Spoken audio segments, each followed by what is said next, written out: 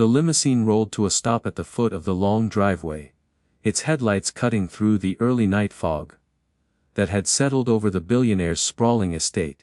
Alexandra Moreau, CEO of one of the largest tech empires in the world, sat motionless in the back seat, her perfectly tailored navy suit still crisp, despite the grueling day of meetings.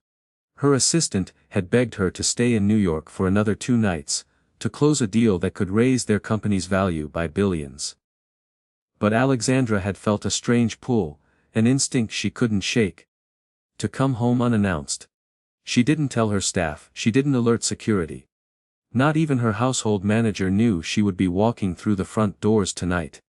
For a woman whose life ran on schedules, calendars, and constant surveillance, this choice was uncharacteristic, reckless even. Yet something inside her whispered, "Go home." The chauffeur hurried to open her door, but she raised a manicured hand. "No need," she said softly, gathering her briefcase and stepping out on her own. The night air was cool, carrying the faint scent of jasmine from the gardens. Her stilettos clicked against the marble steps as she approached the towering oak doors of the mansion. Inside, the house should have been still, silent, as it always was when she was away. Her estate staff were trained to retire early, and the private security patrolled outside, never within her home. But as Alexandra pushed open the door and slipped inside, she noticed something peculiar. The vast marble foyer was cloaked in shadow, but down the east wing, toward the kitchen, a faint, golden light spilled into the hallway. She paused, tilting her head. It was nearly midnight. Why was there light? Why was someone awake? Her instincts sharpened. With a quiet movement she slipped off her heels, holding them in one hand as she padded across the polished floor. Each step echoed faintly despite her caution. The sound magnified in the mansion's cavernous silence. As she drew closer to the kitchen, faint noises reached her ears. Not the clatter of pots or pans. Not the sound of cleaning or preparation for the next day's meals. It was softer, almost like humming. Her heart gave a quick, uneasy beat. Alexandra was not a woman easily unnerved. She had built her empire from the ground up, survived boardroom betrayals, and stood unshaken before shareholders who wanted her gone. But tonight, here in her own mansion, that faint sound unsettled her more than any rival ever had. She pressed her palm against the cool marble of the wall, steadying herself. One more step, and she could peer into the kitchen doorway. One more step, and she'd see who, or what, was there. Her breath caught in her throat, she leaned forward. And then, she froze. Alexandra's fingers tightened on the edge of the doorway as her eyes adjusted to the soft amber glow spilling from the kitchen chandeliers. There, in the middle of the vast kitchen, an opulent space of white marble counters, gleaming copper pans, and refrigerators stocked with delicacies flown in from around the world, stood her private chef, Daniel Hart. But he wasn't dressed in his usual pristine white coat and apron. Tonight, he wore a simple gray t-shirt. Sleeves rolled up, his dark hair slightly tousled as though he had been working for hours. His back was turned to her as he leaned over the counter, his movements methodical, yet strangely gentle. Alexandra frowned. She had expected, if anyone had a reason to be here, that perhaps he was prepping ingredients for tomorrow's elaborate breakfast spread, or perhaps testing a new recipe. But no, what she saw made her breath hitch. Instead of crafting gourmet meals worthy of Michelin stars, Daniel was carefully arranging small portions of food on mismatched plates. Leftovers, things she had barely touched during the past week. A half fillet of salmon, roasted vegetables, slices of artisanal bread gone a day past fresh. He plated them with the same attention he would give a billionaire's dinner, his movements precise, almost reverent. And then, he spoke. Not to her. Not to anyone she could see. His voice was soft, almost a whisper, as though speaking to invisible guests. "Here you go, Tommy, you always liked the carrots best. Didn't you?" He slid one plate aside and started on another. "This one's for Mia. Extra bread this time. I know you're always hungrier." Alexandra's stomach twisted. He was talking to someone. But the kitchen was empty. Her mind leapt to suspicion. Was he mad? Was he stealing? Or worse, was this some kind of deception, a betrayal inside her very walls? But she couldn't look away. Daniel moved to the stove, ladling soup from a pot simmering quietly on the back burner. He filled 2 containers, sealed them, and then paused, bowing his head for just a moment. his lips moving in what looked like a quiet prayer. The sight startled her more than anything else, because there was no performance here, no audience. He didn't know she was watching. His face, usually reserved and professional, was open now, softened by a tenderness she had never seen in him during the years he had worked for her. She felt her pulse quicken, her breath shallow. Why? Why was her chef plating leftovers with such care, whispering names, as if each dish mattered? Her empire had been built on secrets and revelations. She knew instinctively, this was no trivial oddity. There was a story here, one she hadn't been told. Her curiosity flared into fire.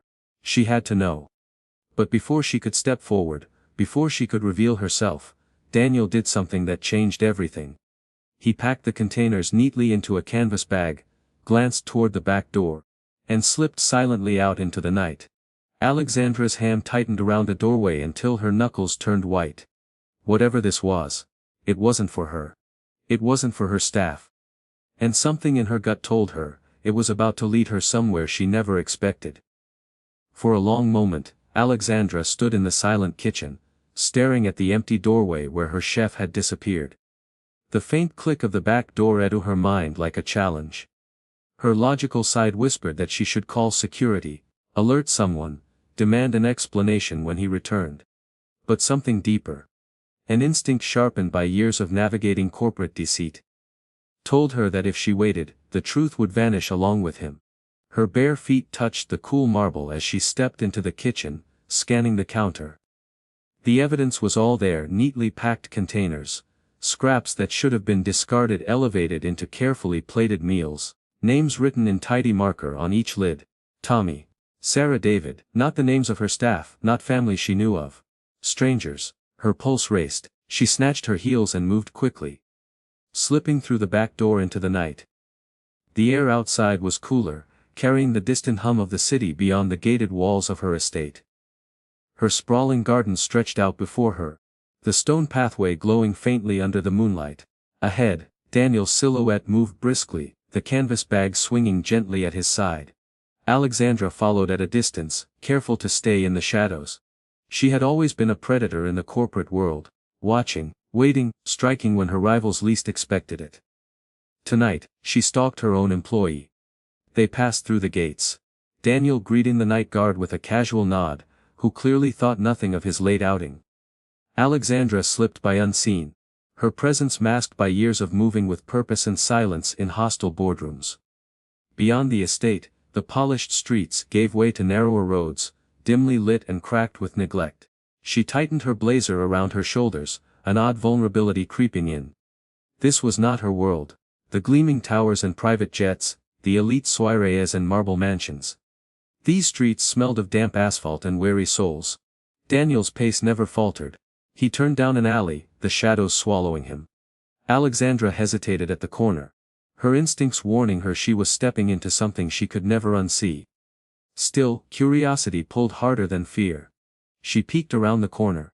There, huddled in the dim glow of a flickering street lamp, were children, 4 of them, thin, their clothes worn and too big for their small frames. Their eyes lit up as soon as they saw him. "Mistre! Daniel!" one of them cried, a boy with sandy hair who couldn't been older than 10. Her breath caught. Daniel knelt instantly, setting the bag on the ground. His whole demeanor changed.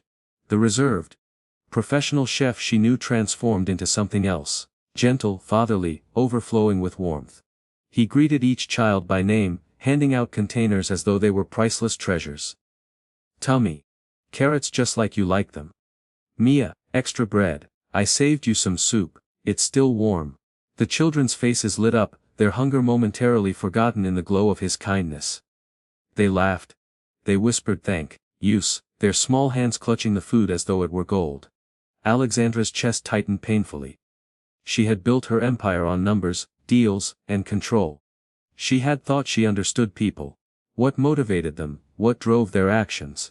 But this was something else entirely. Her chef, the man she thought she paid simply to indulge her tastes, had been living a secret life of compassion right under her roof. And for the first time in years, Alexandra Moreau felt something she could hardly recognize. Humility. She pressed herself against the cold brick wall, her heart pounding. She had uncovered the truth. But the question now was, what would she do with it? The longer Alexandra watched, the harder it became to breathe. The billionaire CEO who was feared in boardrooms, who moved markets with a single decision, now stood frozen in the shadows, humbled by the quiet humanity unfolding before her eyes. Daniel sat cross-legged on the cracked pavement, his tall frame hunched to meet the children at eye level. He didn't just hand them food, he listened. "How was school today, Sarah?" he asked, sliding a container toward the thin girl with tangled curls. The child smiled shyly, taking a bite before answering. "Didn't go today. Martin couldn't get me there." Daniel's expression softened, but there was no pity in it, only encouragement. "Tomorrow, I'll come by earlier. We'll get you there together, all right?" The girl nodded, her eyes shining. Tommy, the boy with sandy hair, was already halfway through his carrots, grinning. "These are the best. Better than the cafeteria stuff." Daniel chuckled, ruffling the boy's hair. "That's because cafeteria food doesn't have secret ingredients. Mine does." "What's the secret?" the boy asked eagerly. Daniel tapped his chest. "Cooking with your heart." The children laughed, their bellies filling, their burdens lifting for a moment. To Alexandra it was surreal. In her world, everything was transactional. Every meal was plated for prestige, every smile bought with power or money. Yet here, with nothing but scraps, Daniel had created something priceless. She felt her throat tighten. Then she noticed something else. The way Daniel carefully set aside a portion for each child, labeling them with such care, it wasn't improvisation. This was routine. He had done this many times. The children trusted him, adored him. Why hadn't she known? Why had he never told her? Her mind raced. She thought of the times she had complained about wasted food, about the excess that her mansion consumed without thought. Had he started this because of her negligence, her abundance, while just beyond her gates children went hungry? A flush of shame heated her cheeks. Daniel pulled out the last container and handed it to the youngest. A little girl no older than 6. She clutched it with both hands, her smile so wide it nearly broke Alexandra's chest. And then Daniel did something that shattered the last of her walls. After making sure each child had food, he stayed. He didn't leave once they were fed. He listened to their stories, laughed at their jokes, and let them lean against him as though he were a brother, a father, a protector all in one. His eyes she had always thought were simply calm and professional, were now alive, filled with a tenderness she had never seen in anyone. Alexandra's own eyes burned with unexpected tears. She turned away for a moment, pressing her palm to the rough brick wall as though she needed its strength to stay upright. This man, her employee, had been quietly doing more good with scraps than she had ever done with billions. And in that moment, she realized the world she thought she understood was infinitely bigger, and infinitely kinder, than the one she had built for herself. She drew in a shaky breath. No more shadows. No more secrets. It was time to step forward. The sharp click of her heel against the cracked pavement gave her away. Daniel's head snapped up, his eyes widening as he spotted Alexandra stepping out of the shadows. For the first time since she had known him, his composed, steady face faltered. Shock rippled across his features, followed by a flicker of fear not for himself, but for the children clustered protectively around him. "Mems Moro." His voice was low, steady but edged with caution. He stood quickly, instinctively moving in front of the children as though to shield them from her. "What are you doing here?" The children fell silent, clutching their containers, watching the imposing woman in the tailored blazer. They didn't know her name, but they recognized her presence. She radiated power, authority. The kind of force that belonged in another world entirely. Alexandra's throat tightened. She opened her mouth, but no words came at first. She had prepared speeches to sway investors, dismantle competitors, inspire thousands of employees. Yet now, with 4 hungry children staring at her and her chef standing tall against her judgment, she struggled to speak. Finally, her voice came, softer than she intended. "I should be asking you the same, Daniel. This is a problem. If you want me to leave, say it to me, not them." He gestured subtly to the children, his shoulders squared, ready to take the blame alone. The courage in him struck her like lightning. She took a step forward. Her heels crunched against gravel, but her posture softened. Her gaze swept over the children. Tommy licking soup from his spoon, Mia clutching her bread like treasure, Sarah watching with wary eyes, the little one nibbling quietly. They weren't criminals. They weren't intruders. They were children who had been forgotten. Her empire was built on innovation, strategy, and wealth. But in this alley, she saw what true value looked like: compassion. Slowly, Alexandra exhaled. "You should have told me." Daniel's brow furrowed, his voice edged with disbelief. "Would you have let me continue?" Her answer came without hesitation. "No. I would have made it bigger." The children looked up at her, confused. Daniel blinked, his guarded stance faltering. She stepped closer, her sharp heels clicking softly now, as though each step carried not power but humility.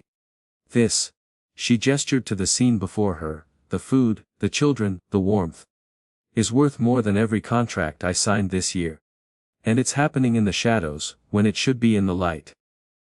Daniel studied her, his eyes searching, skeptical. He had worked for her long enough to know she didn't waste words. "What are you saying?" "I'm saying." She drew in a breath, then crouched down so she was level with the smallest girl. The child's eyes widened as the billionaire smiled softly and tucked a stray lock of hair behind her ear. "I want to help." The little girl blinked, then grinned shyly. Alexandra stood again, turning to Daniel with a steadiness that carried the weight of her empire. "From tomorrow this won't just be scraps. You'll have funding, staff, proper kitchens. I'll open a foundation in my company's name, but it will be yours to run. No more secrecy, Daniel. No more fear.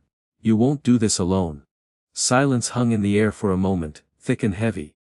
Daniel's throat worked as he tried to speak, but his voice broke. He had stood in kitchens his whole life, cooking for the powerful, the wealthy, the entitled. Yet never once had he expected one of them to stand beside him in this. His eyes glistened as he whispered, "You'd really do that?" Alexandra's lips curved into the smallest, truest smile she had given in years. "You showed me something tonight. That even in a world built on greed, kindness still has a place. If I can use what I have to make that bigger, then yes. I'd really do that." The children began to whisper excitedly. Sensing the change, their fear melting into hope, and there, in that forgotten alley, a quiet partnership was born. Not of contracts or signatures, but of compassion and trust. For the first time in years, Alexandra Moreau didn't feel like just a CO, she felt human.